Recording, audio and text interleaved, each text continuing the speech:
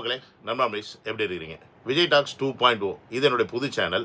இந்த சேனலில் பார்த்தீங்கன்னா உள்ளூரில் இருந்து உலகம் பூரா நடக்கிற விஷயங்களை உங்கள் கையில் கொண்டாந்து சேர்க்கறதுக்கான உன்னதமான சேனலை தான் டிசைன் பண்ணியிருக்கேன். இந்த சேனலை சப்ஸ்கிரைப் பண்ணிவிட்டு பெல் பட்டனை ப்ரெஸ் பண்ணி வச்சுக்கோங்க. நான் போடுற வீடியோஸ் டெய்லி உங்களுக்கு வந்து சேரும். டெய்லி ஒரு வீடியோ 6 மணிக்கு போடுவேன். இந்த சேனலோட லிங்க்கு கீழே டிஸ்கிரிப்ஷனில் இருக்குது. தயவு செஞ்சு கிளிக் பண்ணி சப்ஸ்கிரைப் பண்ணிக்கங்க. இப்போ இந்த சேனலில் கரண்ட் இஷ்யூவாக நடக்கக்கூடிய ஈரான் இஸ்ரேலை பற்றி போயிட்டுருக்கு. ரொம்ப சிம்பிளாக உங்களுக்கு புரிகிற மாதிரி கொடுத்துக்கிட்டு இருக்கேன்.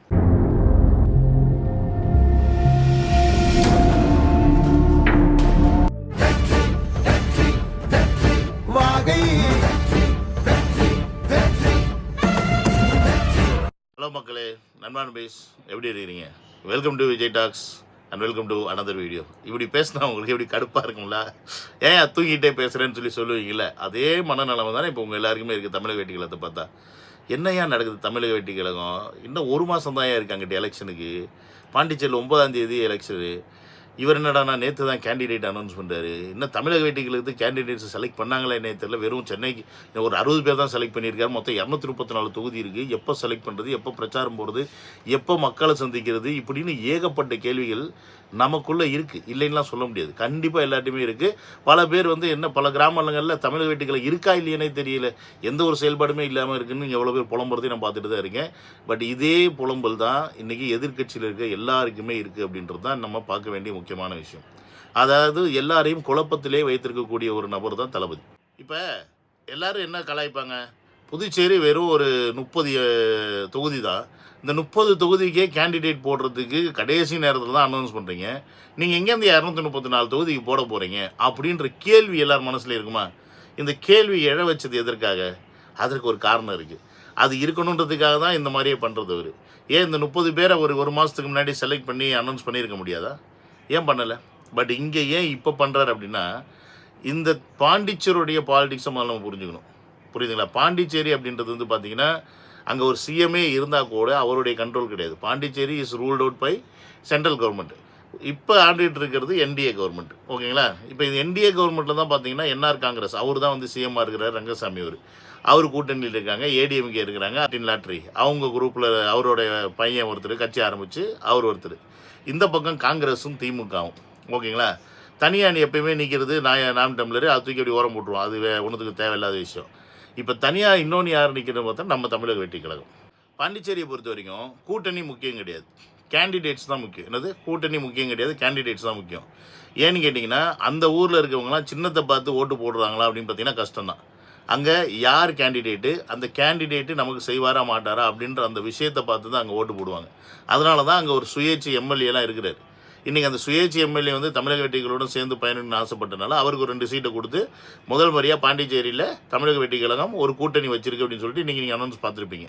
அப்போ இங்கே தமிழ்நாட்டில் இந்த மாதிரி சுயேட்சை எம்எல்ஏ ஜெயிக்க முடியுமான்னு கேட்டால் வாய்ப்பு இல்லை ராஜா, வாய்ப்பே இல்லை. கட்சி வச்சு நடத்துகிற நம்ம நாய் தமிழர் குரூப்பில் இது வரைக்கும் கவுன்சிலர் வாங்கலை அப்படின்னா சுயேட்சை எம்எல்ஏ அப்படின்றது நமக்கு தெரிஞ்ச விவரத்தில் இப்போ நான் பார்க்கல. இதுக்கு முன்னாடி எப்போ இருந்து நமக்கு தெரியாது. பட் ரீசெண்ட் இயரில் எப்போயுமே கிடையாது. ஒன்று டிஎம்கே இல்லைனா ஐடிஎம்கே, இது ரெண்டுத்தில் ஏதாவது ஒன்று அவங்களுடைய சின்னத்தில் நின்னால் மட்டும்தான். அது கூட நீங்களே தனி சின்னமாக நின்னால் கூட நீங்கள் ஜெயிக்கிறது கஷ்டம்தான். ஸோ அப்படி இருக்கும்போது தமிழக வெற்றிகளுடைய கேண்டிடேட் ரொம்ப ரொம்ப ரொம்ப முக்கியம். அந்த கேண்டிடேட்டை ரொம்ப ரொம்ப சீக்ரெட்டாக வச்சுக்கிறது அதை விட முக்கியம். இந்த கேண்டிடேட் நம்ம சீக்ரெட்டாக வச்சுக்கல அப்படின்னா அவங்களுடைய ஸ்டெப் இருக்குது தெரியுமா, அவங்களுடைய மூவ் அதுக்கேற்ற மாதிரி மாறும். பட் இங்கே அவங்க மூவ் என்ன அப்படின்றது ஆல்மோஸ்ட் நமக்கு தெரிஞ்சிருச்சு. ஸோ தெரிஞ்சனால தான் நம்ம தனியாக இன்றைக்கி இங்கே களத்தில் நிற்கிறோம். இல்லைன்னா இந்நேரம் என்ஆர் காங்கிரஸ் கூட தமிழக வெட்டிகளும் சேர்ந்துருக்கும். பட் ரங்கசாமி அவர்கள் ஆல்ரெடி பிஜேபி கூட்டணியில் இருக்கார். அந்த கட்சி ஆண்டுகிட்டு இருக்கு. அதுலேருந்து அவர் வர்றதுக்கு இன்ட்ரெஸ்ட் ஆகலை. அதனால பல பேச்சுவார்த்தைகள் அப்படியே நின்று போச்சு. ஏன்னா உங்களுக்கு தெரியும் புஷி ஆனந்த் அவர்கள்லாம் எந்த அளவுக்கு க்ளோஸ் அப்படின்னு தெரியும் ரங்கசாமி அவர்கள் கூட. பட் இருந்தாலுமே கூட்டணி ஒரு கட்டத்தில் செட் ஆகலை, அப்படியே விட்டாச்சு. இந்த பக்கம் பார்த்தீங்கன்னா திமுகவும் காங்கிரஸும் அவங்க ஆல்ரெடி அடிச்சுக்கிட்டு கிடக்குறாங்க. புரியுதுங்களா? ஏன்னா எப்பயுமே காங்கிரஸ் தான் பாண்டிச்சேரியில் ரூலிங்காக இருக்கும். டிஎம்கே அவங்களுக்கு கீழே தான் இருப்பாங்க.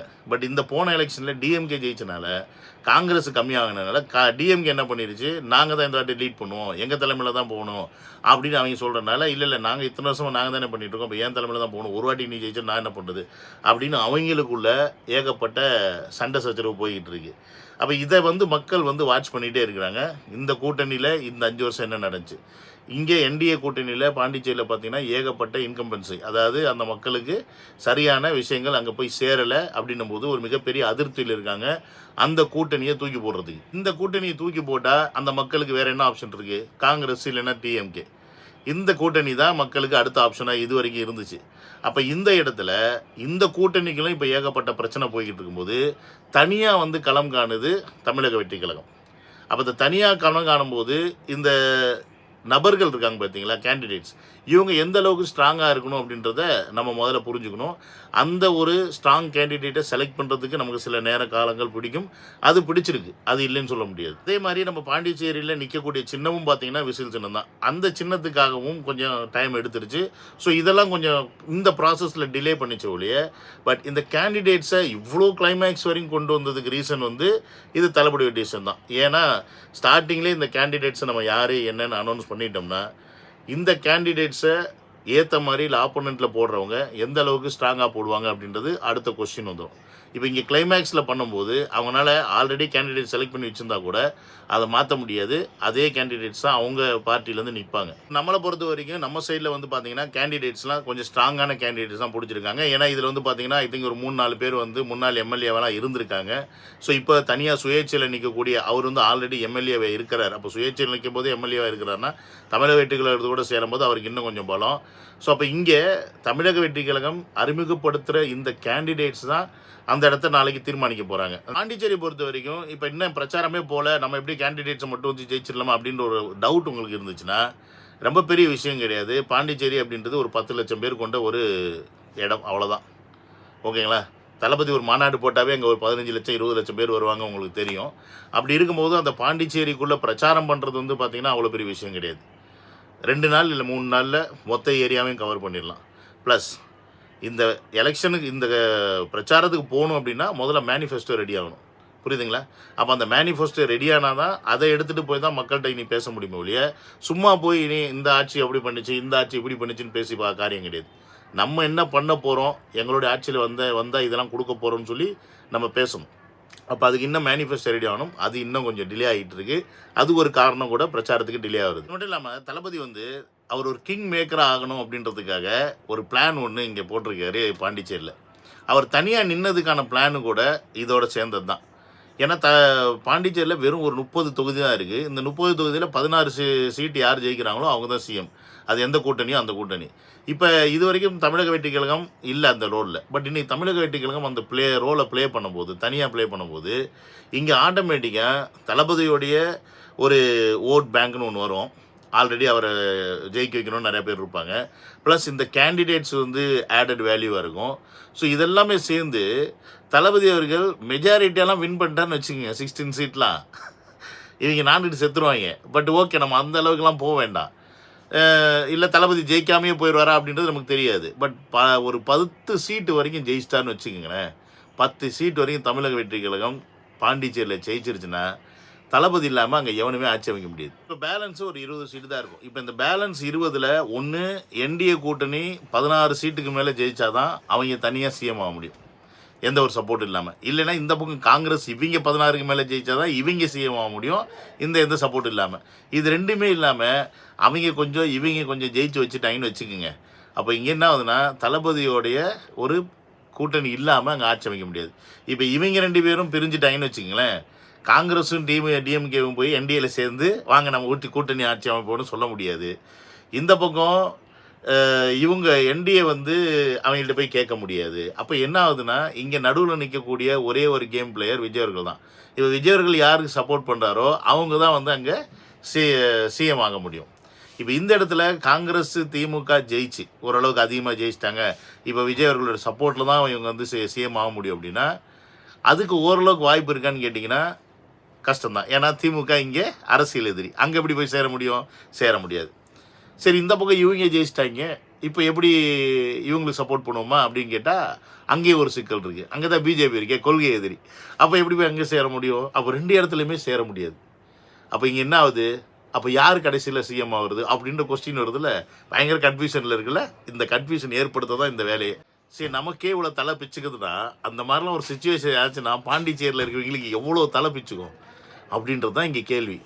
அப்போ என்ன பண்ணுவாங்கன்னா இந்த கூட்டணியை உடைக்க முடியாது. திமுக கூட்டணியை உடைச்சி காங்கிரஸ் பிஜேபியில் போய் சேராது, இல்லை திமுக அங்கே சேர முடியாது, அங்கே இருக்கு இங்கே சேர முடியாது, நான் கிளியராக சொல்லிட்டேன். ஆனால் அந்த டயத்தில் தளபதி கூட சேர்றதுக்கு வாய்ப்பு இருக்குது. யார்? ஒருவேளை இந்த பக்கம் காங்கிரஸில் இருக்கிறவன் ஒரு 3-4 சீட்டு ஜெயிச்சிருக்கான்னு வச்சுக்கோங்க, ஏன்னா மெஜாரிட்டி அவங்க தான் எப்பவுமே ஜெயிப்பாங்க. காங்கிரஸ் இந்த பக்கம் வருது அப்படின்னா தனியாக காங்கிரஸ் வரலாம். இந்த பக்கம் என்ஆர் காங்கிரஸ் இருக்காங்கல்ல, அந்த என்ஆர் காங்கிரஸ்லேருந்து ரங்கசாமி அவர்களுக்கு ஒரு குறிப்பிட்ட சீட்டு ஜெயிக்கிறான்னு வச்சுக்கோங்க. இவங்க 3 பேர் சேர்ந்து ஒரு அலையன்ஸ் வச்சு இதில் யார் மெஜாரிட்டியாக இருக்காங்களோ அவங்கள வந்து ஒருத்தர் சிஎம் எடுத்து போடலாம். அப்போ இங்கே செம்மையான ஒரு கேம் பிளான் பண்ணிகிட்ருக்காரு, செம்ம கேமு. ஏன்னா இந்த பக்கம் திமுகவை கழட்டி விடணும், இந்த பக்கம் பிஜேபியை கழட்டி விடணும். ஆனால் இப்போதைக்கு அவங்க கலர மாட்டாங்க, எல்லாம் ஒன்றா இருக்கிறாங்க. நான் உள்ளே இறங்குறேன்டா தனியாக, நான் இறங்கி நான் ஒரு குட்டையை கிளப்பி விட்டுட்டு நான் அந்த இடத்துல மெஜாரிட்டியாக வந்துட்டேன் அப்படின்னா கடைசியில் நீங்கள் என்ன நாடி தான் வந்தாகணும். அப்படி வரும்போது இந்த மதவாத சக்தியை கழட்டி விட்டுட்டு, இந்த குடும்ப ஆட்சி தீய சக்தியும் கழட்டி விட்டுட்டு, பொதுவாக இருக்கிற நீங்கள் வந்து சேர்ந்தீங்கன்னா நம்ம ஆட்சி அமைக்கலாம் அப்படின்ற ஒரு பாயிண்ட் அங்கே வரும். சரி, இப்போ இதெல்லாம் நடக்கலை, இவங்களாம் வரல, கூட்டணி தர்மம் அந்த தர்மம் இந்த தர்மம் பிரிஞ்சுட்டு யாருமே வரல அப்படின்னா அப்போ இவர் யாருக்கும் சப்போர்ட் பண்ண மாட்டார். இப்போ இவர் யாருக்குமே சப்போர்ட் பண்ணலைன்னா என்ன அவங்க கடைசியில் பிரசிடென்ட் ரூல் தான் நடக்குவாங்க. எலெக்ஷனே வந்து ஒன்றுத்துக்கு இல்லாமல் போயிடும். அந்த திருப்பி இவங்க பேசி முடித்து இவங்க ஒத்து வர வரைக்கும் அங்கே பிரசிடென்ட் ரூல் தான் நடக்கும், இல்லைனா திருப்பி இன்னொரு எலெக்ஷன் நடக்கும். அது வரைக்கும் அங்கே பிரசிடென்ட் ரூல் தான். ஸோ அப்போ இங்கே எவ்வளோ பெரிய ஒரு கேமை வந்து தமிழக வெற்றி கழகத்துடைய தலைவர் விஜய் அவர் இந்த இடத்துல புதுச்சேரியில் இறக்கி விட்ருக்காரு அப்படின்றது தான் நீங்கள் பார்க்கணும். ஸோ இதில் நமக்கு இன்னொரு கொஸ்டின் வரும். சரிங்க, நீங்கள் இப்படி பேசுகிறீங்க, நாளைக்கு திடீர்னு தமிழக வெற்றி கழகத்திலேருந்து ஜெயிச்சவங்க ஏதாவது ஒரு கூட்டணியில் போய் நாங்கள் இங்கேருந்து கலந்து அங்கே போய் சேர்ந்துக்கிறோன்னு சொல்லி அங்கே போய் சேர்ந்துட்டா என்ன பண்ணுறது அப்படின்ற கேள்வி வரும். Yes, of course there is a risk. அது இல்லாமலாம் கிடையாது. நம்பிக்கையில் தான் நம்ம ஒரு கேண்டிடேட்ஸை போகிறோம். அந்த கேண்டிடேட்ஸ் கடைசி வரைக்கும் நம்ம கூட நிற்பாங்க அப்படின்றது நம்ம நம்பிக்கை.